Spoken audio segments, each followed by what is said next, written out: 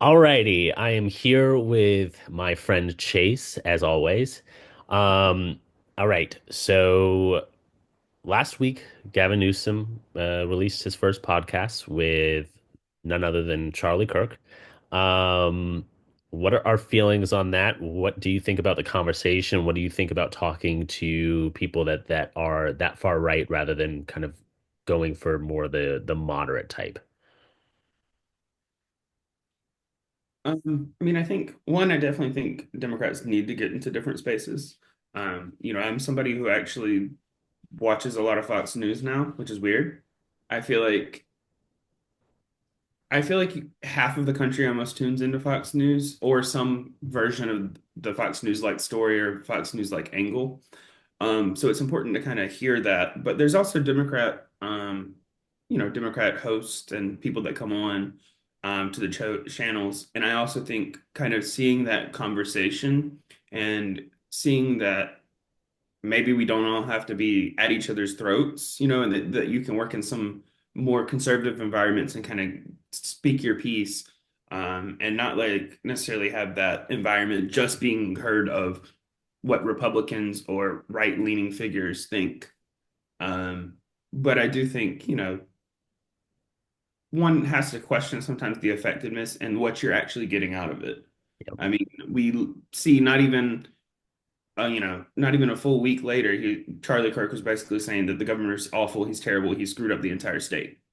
You're not going to get anything from going on those podcasts Yeah. and shows and talking to those people. And I think sometimes people think that what they're getting is somebody meeting them in the middle, but they're not. You're not going to get, some ways I think that's good. But I also think that what Democrats might need is not necessarily that. Yeah. We don't need to always go into their spaces and have a conversation because they don't see us as, they don't see us representing anything else. I think if you can deliver an effective conversation, but I think sometimes people will question the authenticity of what you're saying in those spaces because they already have those stereotypes of what a liberal California governor would think. You know what I'm saying? Yeah. So I think you have to balance all those different, values and what you're trying to, what your real goals are. Um, how do you feel about it? I went kind of back and forth. I get the whole wanting to have like an open dialogue with the other side. I just think that you have to go for more moderate figures than individuals like Charlie Kirk because I think that they have a lot less pull than we pretend that they do. I think because of how the election panned out, we kind of went into this mass panic of saying like, oh, well, Republicans and conservatives are completely control the media apparatus. Like, what can we do differently that will make changes that can get our message out there? I think the big issue with Joe Biden, for one, is he was very old, right? So I think that like had we had Joe Biden of 10 years ago or somebody else who ran in 2020, won the election, I think we'd be talking about even with where the economy is, I think that we would still be talking about how we just won the second election. The incumbent managed to get another 4 years. I think that his big issue was Joe Biden specifically was he wasn't able to communicate like the successes of the economy. Like I said, we talked about this last time. We outperformed every G7 and G20 country in terms of inflation and job creation. So I think that there was a lot of things that we did the right way. I think that because we didn't have a leader that could effectively communicate that, it became an issue. Whereas Donald Trump just uses words that are, I mean, it sounds like he only has a vocabulary of about 100 words. And I feel like I'm being generous on that. But Yeah, um, I mean, uh, Donald Trump never explains anything, and people can act like he does, but it's not true. he never, Biden might be struggling to get the words out, but he would be explaining some sort of thing, like some sort of grand plan or something like that. It might be, you might not agree with it. It might be stupid. It might be something like that. But there's some goal in the conversation. Right. Donald Trump doesn't know what he's talking about. Yeah. Have and it's not, if we're talking about a real estate deal, yeah, I'm going to listen to Donald Trump. Even some economic things, I think he makes sense on. But Donald Trump doesn't know how to stop wildfires in California, and that if I turn on the water, it's going to go to this one spot. You don't know that. You think Yeah. it's the same thing that like you're kind of getting with Elon. They both think that they're so smart when they're not. Yeah. You need to like a real smart person understands what they know and what they don't, and they'll put the people Yes. that need to be in those places there. Yeah. Show off wants you to think that they're doing all of these things. Yeah. And, I also think that at a certain point, if you're so smart, but you can't treat people decently or get to a point where you don't have to do it in a bullying or aggressive manner, Hmm. and especially for a president is supposed to lead, but Yeah. the reason it's so chaotic in America is we have not had a leader in America that the entire country can look up to. And I'm not saying that I think some of that is traditional and it's antiquated because sometimes you're just going to have bad presidents. Yeah. And sometimes you're going to have bad presidents not because of they're evil or they're making the bad decisions. They're not up to the task Yeah. or they have some sort of philosophy or plan that's just not going to work. Yeah. Um, but I think, you have to the communication is the biggest aspect of politics. To kind of Yes. tie it back into the podcasts, Donald Trump communicated by just going to places, Yeah. showing up. People take that for granted that a candidate is showing up in those spaces. You don't even have to talk about politics, but you're Well, in that space and you're having a conversation. And I well, think and he did that's so I think that's where I have the biggest issue, right? Because Donald Trump didn't go on any left-leaning podcasts, right? You didn't see him on Hassan, you didn't see him on Kyle Kalinske, you didn't see him on Vosh, you didn't see him on Breaking Points. Like you saw him on things like Daily Wire, you saw him on things like Fox News, you saw him on things like the Andrew Schultz podcast, like all of these individuals who are right-leaning that don't really give pushback. Why are our Democratic leaders not doing the same exact thing? Why are we not platforming all of these podcasts that I had just mentioned? Why are we not having those conversations? Because those are the people with the biggest platforms. Those are the people that can effectively get our message out there. Yet we can't get people like Joe Biden or Kamala Harris onto a David Pakman show. You had that. I mean, you saw last year prior to Biden dropping out, Kamala met with Pac-Man and a bunch of other left-leaning commentators, but in a private conversation. There wasn't any podcast format. They weren't allowed to have any video. Everything was off the record. Why are we not having those conversations in front of cameras? Why are you not going on people like David Pakman show? Because David Pakman has never been adversarial towards any left leaning, or not any left leaning, but a majority of left leaning politicians, right? He spoke very highly of Joe Biden and his effectiveness. He spoke so highly of him that prior to Trump getting elected and taking office, when they were having that farewell party at the White House, he was invited to that as well. Like, why are we having these politicians, or sorry, why are we having these podcasters getting invited to the White House, but we're not having sit down conversations with them so that we can get our message out? That just it doesn't make any sense to me, and I think that that's where Gavin Newsom is kind of going the wrong way because he's immediately just giving more ammunition and more room for right wing people to move rather than, why was his first conversation not someone like a David Pakman or a Kyle Kalinske? Why was his first conversation not with a Brian Tyler Cohen? Why was it with a right-leaning figure? Right? broadening your appeal for 2028.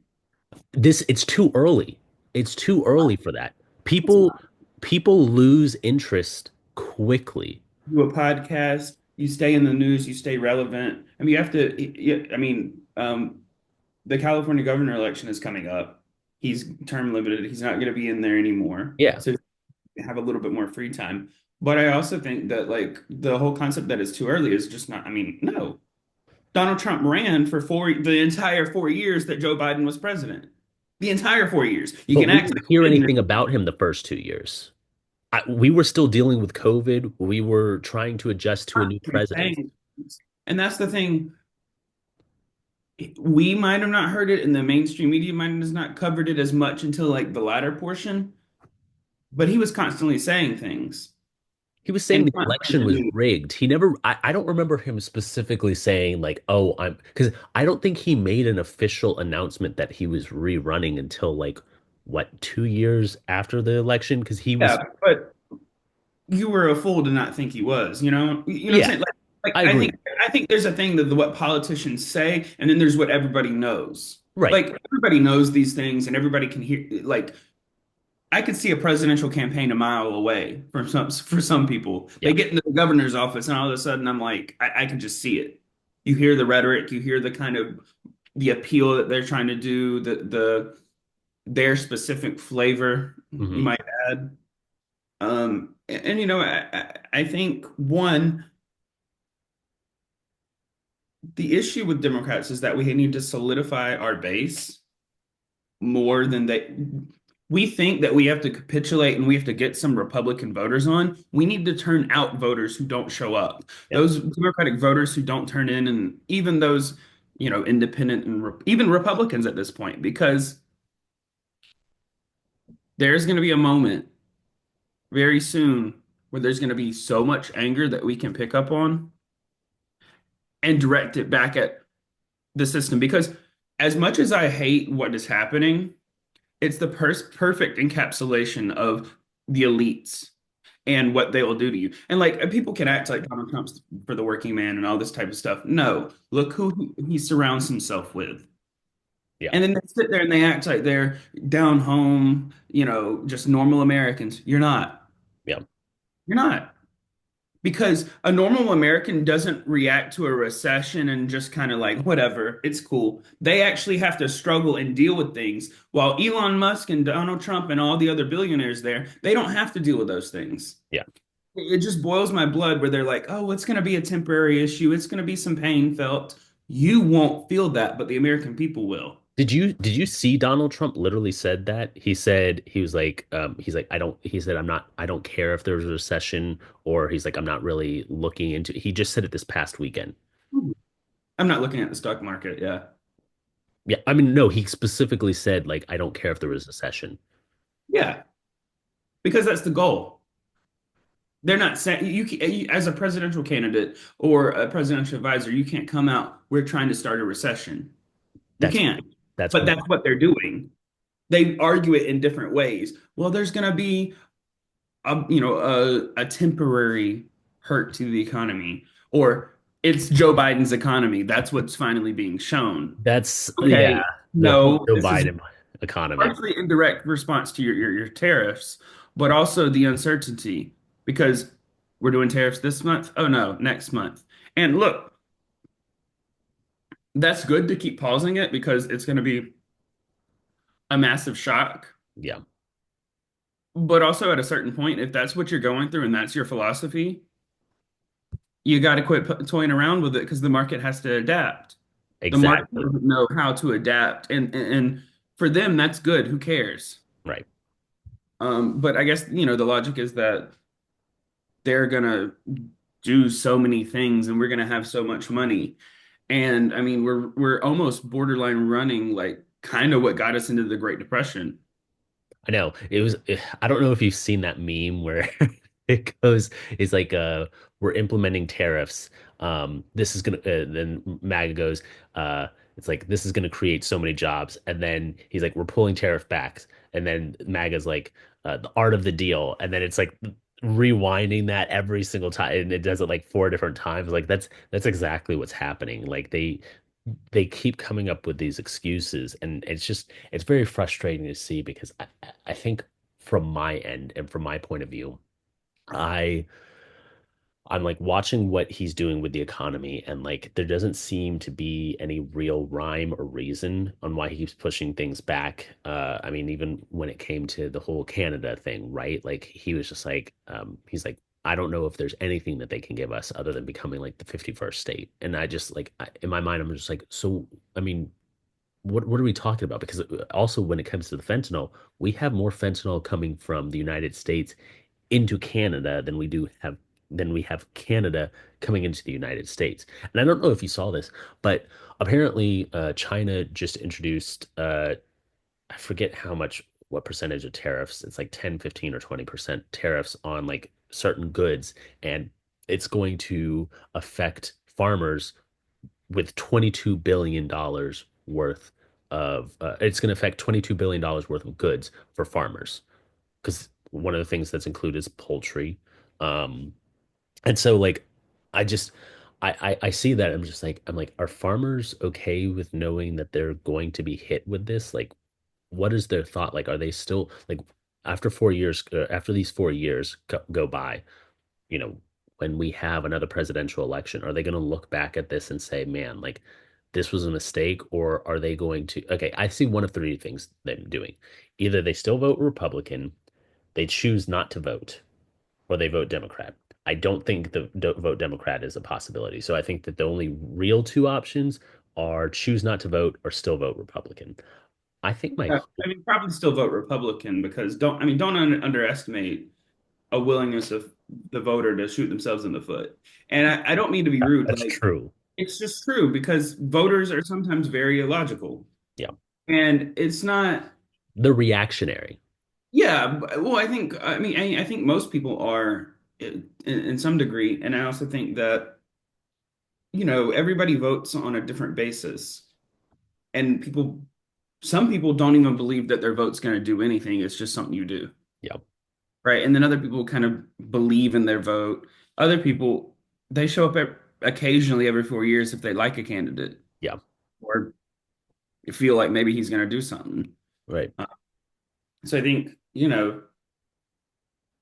trying to match voters is sometimes a challenge, and also trying to, going back, I guess, to kind of the podcast conversation, people want authenticity, but they won't assume that you're authentic. Yeah. In conversation with Charlie Kirk, Gavin Newsom basically said that he has an issue with trans trans women in women's sports. Yeah. Uh, I mean, that's an opinion to have. We can hash that out, why people have those opinions and stuff like that. Yeah. And I think if we can get past the point where you're like okay with people being able to transition and things like that, um, we can talk about the other areas eventually because I mean we're almost having to revert back to step one for certain people's rights. Yeah. And I think, with that being said, it's one thing to have that opinion, but what did you get?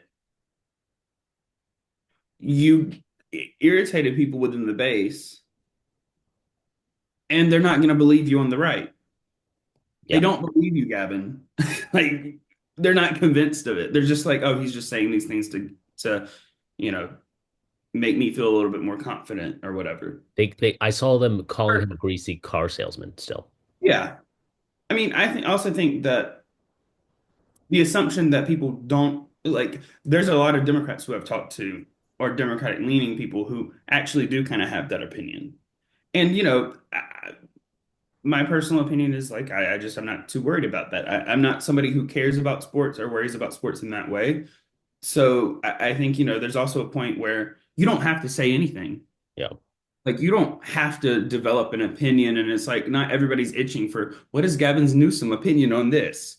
Like I think politicians get in the habit of answering everything about opinions, and it's like, does that matter?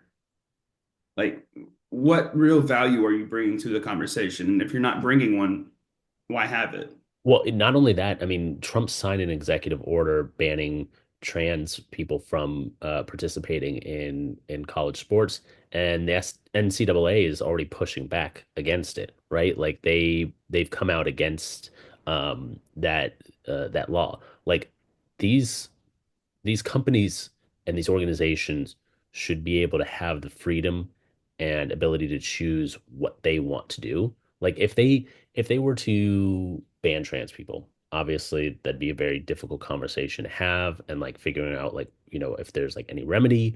But at the end of the day, it's the organization itself that's making this decision. We're talking about government intervention. I thought that Republicans were small government. Like what happened to that? And you're right in terms of like them the right not believing Gavin Newsom, right? Like all I saw was backlash from people on the left. I didn't see any praise from people on the right for what Gavin Newsom did. I just saw backlash. And like I said, it goes back to what we were just discussing.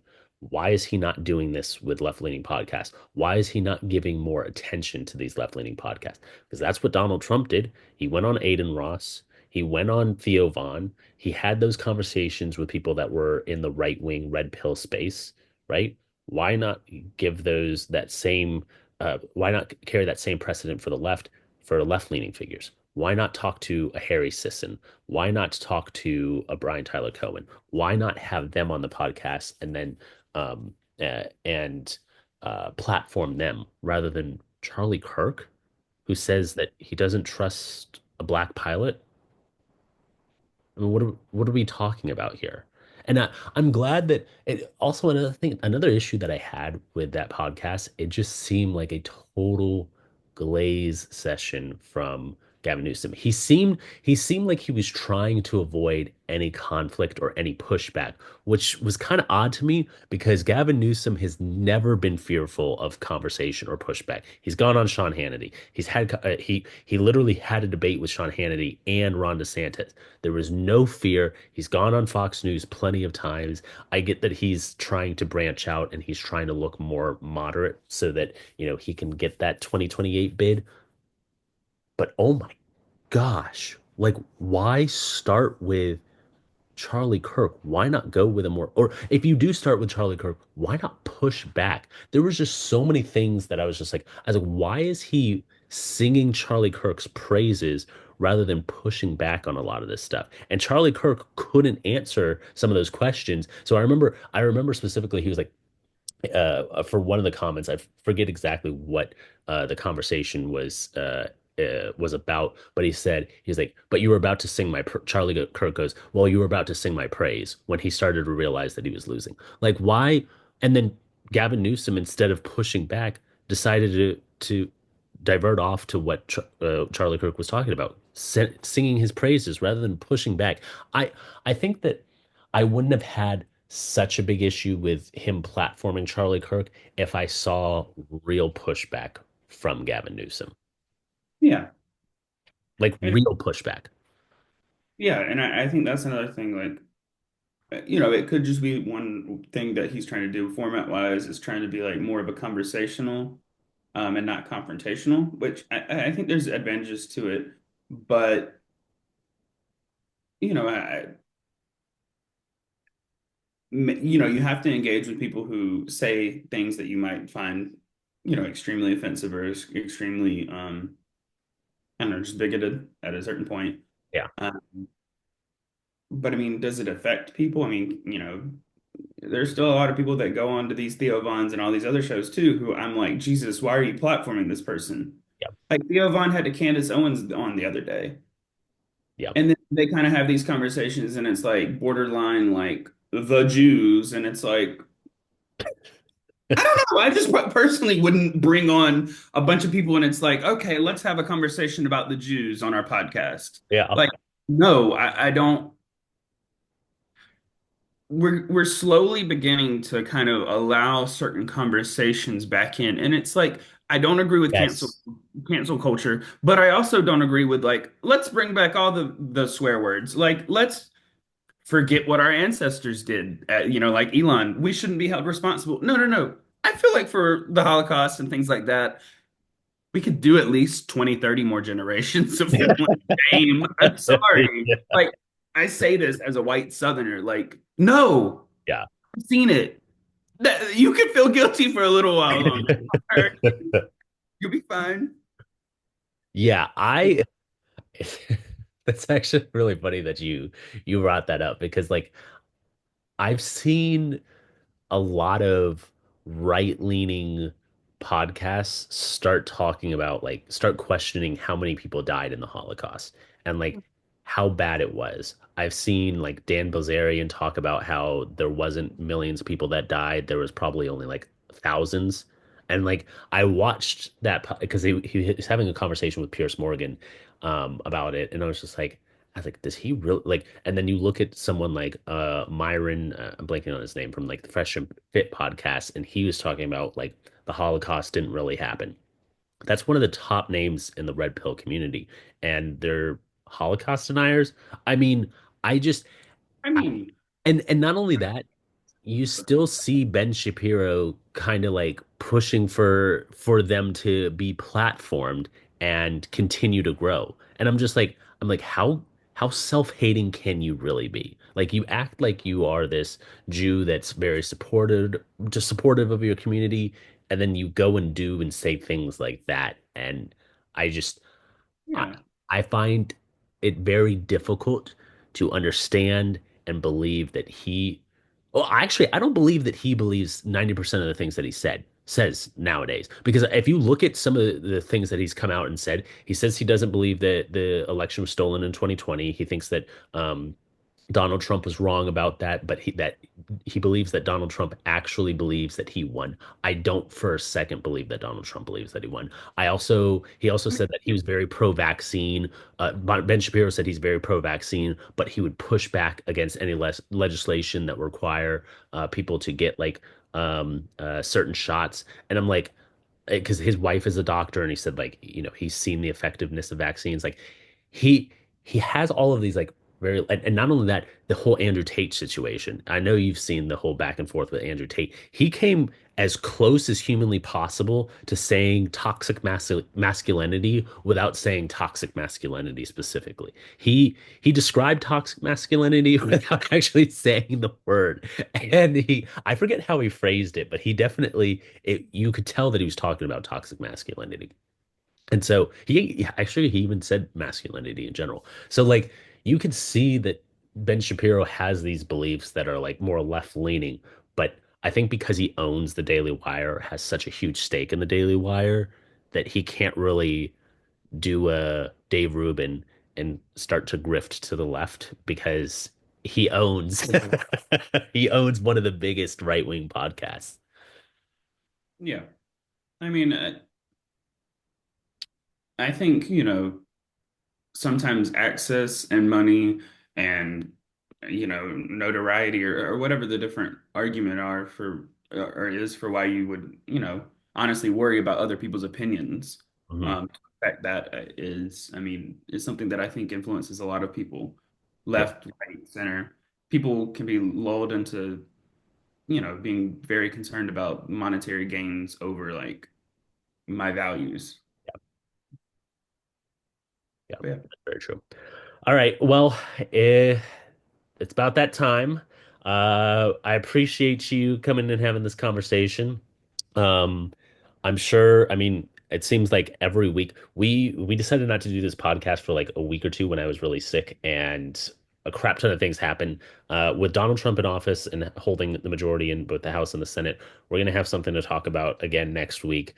So we will see you guys next week. Appreciate your conversation, Chase, and I will talk to you later, my friend.